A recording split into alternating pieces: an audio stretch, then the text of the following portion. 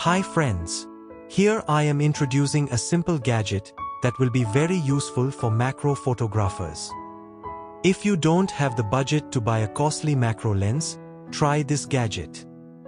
This is a reverse ring, which allows you to convert a normal kit lens into a macro lens. This ring is built from durable metal. This ring is high quality and very budget friendly. It costs just 300 rupees on Amazon.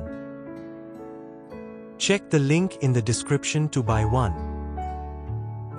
Now, I will show you how to attach this reverse ring to your DSLR.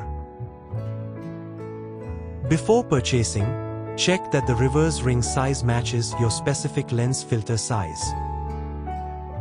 The installation is very simple. First, screw the ring onto the front of your kit lens.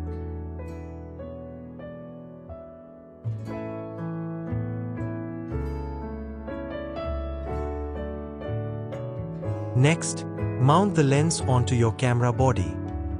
The ring allows the lens to be attached in reverse.